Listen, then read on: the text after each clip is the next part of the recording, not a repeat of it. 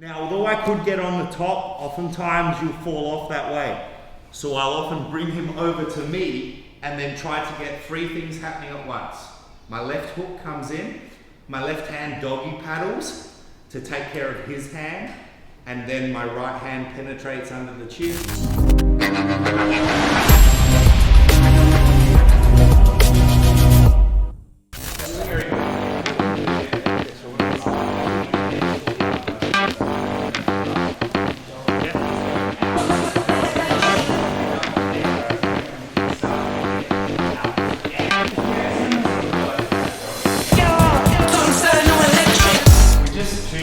Sometimes in pajamas. So when you have good grips, guys, you are going to be able to control the outcome, because you're going to be able to, if you control the grips, you can control what techniques are deployed. If you control who's deploying the techniques, it's probably going to work out in your favor. So let's have a look at the grip battle, gi and no gi.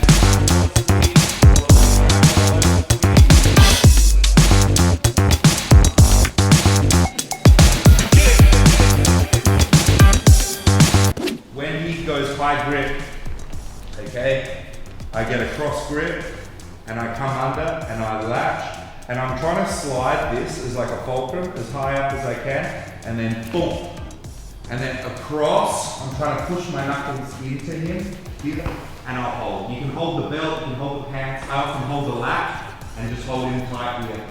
Okay, when you try to get that arm back, it's going to be almost impossible, and it's going to let me attack it. Colored belts. Bear in mind that the only way to stop this grip break is to drop your right elbow. If he drops his right elbow, the grip break stops. It's a little hack. You, in the guard, you get these grips and someone does this, you drop the elbow. But then if they drop the elbow, you can move the elbow.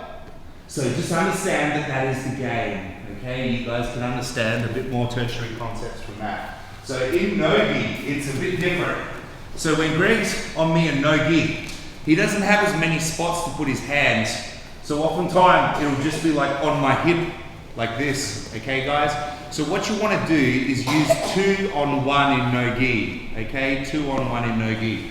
So what I'm going to do with my left hand is I'm just going to try to dislodge his hand off the side of my ribs. In no-gi, that's really easy because he can't grip onto anything. So I'm just going to get his left hand into the middle there, okay? Like this. And now that I've done that, my right hand goes to his tricep and I'm going to pull his elbow by. Okay, so again, he's here. Okay, notice the pull is coming from my legs as well. Don't get his hand caught in here and like wrist lock him. Make sure you move the hand in, pull, and then hold tight here. Okay, if you're in no-gi. Let's go. The only reason like nerdy, nice people in jiu-jitsu can beat up tough guys is because they're not just going, here it comes, you better be ready for this. They're being cheeky and sneaky and doing things like, oh, I'm doing nothing. No, I wasn't. I was trying to get my belly button around your elbow, but you don't even know that's a thing. Now it's too late, now you're tapped out. And now I come across and I've got his lat nice and strong. Sometimes from here, I'll try to reach through and grab his lapel, but you must do that in a way that you stay tight when you're gripping for that lapel. A lot of the time, just be here on the lat. Now that I'm here, I've got him in a bad position and he kind of has a lose-lose outcome. Let's have a look what that is. Lose-lose outcome number 1 is he decides to hunker down. If he decides to hunker down and do nothing, it's simple. I keep my abs close to his tricep because I must prevent his right arm from coming back to the right. I've flanked him here. I need to maintain that flank with like pressure. So no sucking it in for beach abs, guys. It's the opposite. Like beer gut out, okay? Now get up on your right hand, maintaining your tight beer gut to tricep relationship. And then my goal is I've got to pull this right leg out. See, I'm trying to get up to his back, but that leg will stop me. So what I need to do is maintaining that tight ab tricep relationship, pull the right knee all the way out while leaving my right foot from between his knees, leaving that hook in. So now that I've got this position here, now I'm on top. So in a competition, this is now worth 2 points. I can get my seatbelt control in, keeping his head controlled with my head. And now I could either get up on top of him or hold him very tight and fall down to this top quadrant. And now put the other hook in as I control his arm and go straight for the collar. Okay, always going straight for the kill. In no gi, that's the equivalent. Okay, so in the gi, you can go wrist through here. In no gi, reach through till you touch your own shoulder. In no gi, you would go straight for your choke. Okay, in the gi, I would go straight from here to his other lapel. And now I'd seek to hide my elbow, bridge for finish. Okay? You're not on his back to hug him, you're on his back to choke him. So get choking right away. The best time to choke is when they're like, oh, my back's getting taken. Oh wait, now my neck's getting choked.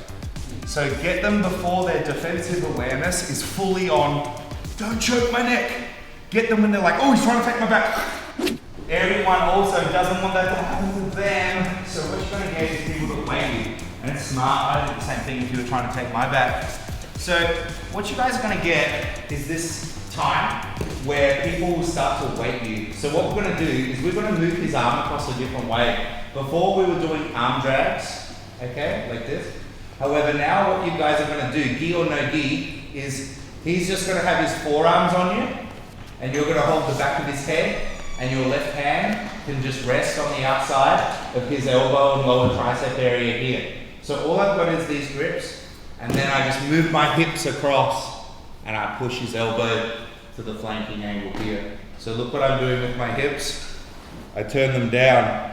So he's got this beautiful flat base of support on my torso, and what I'm gonna do is turn it so his elbow falls to the ground, and now I hold on to his lat with my belly in. But now from here, see, Greg starts to learn that Tom wants to get to my back. So I'm here trying to get to his back and he starts to try to push me and hold me flat down like this. Because if Greg keeps his weight on me, I can't get out. Look, so if I try to get out and he keeps his weight on me, see how I can't get out? It's smart, it stops the back take. But what I can do is reach down and hold on to his pads, or in no gi, the shin or underneath. But I have to use my right hand underneath somehow to lift somehow. And then what I do is I base with my left foot, and now my left hand, right foot, and right hand go up over my left shoulder here. And then I get up into a top crush position. Be careful here, guys, because as you crush that tricep, this is an incredible amount of pressure on people. I like to just do a gift wrap from here, guys, and move them straight up into here, and then I will take that choke.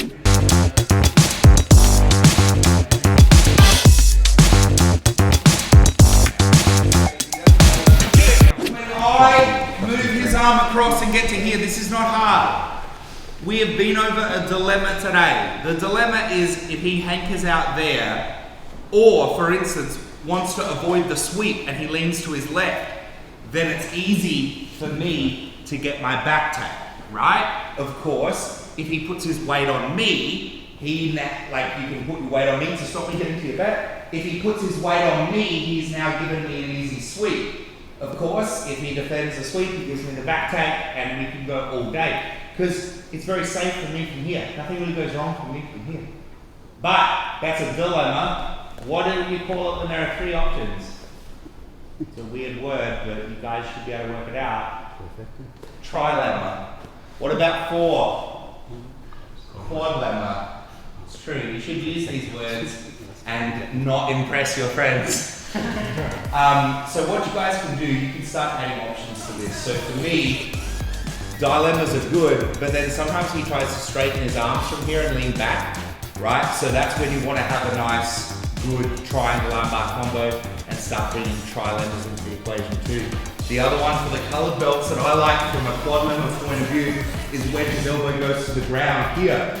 And now I can hold his wrist and bridge into the Americana. That's always a really good one against a strong guy that wants to hold on. Fine, I'll use your shape. So that's how you take a dilemma in that scenario, a trilemma, a quadlemma.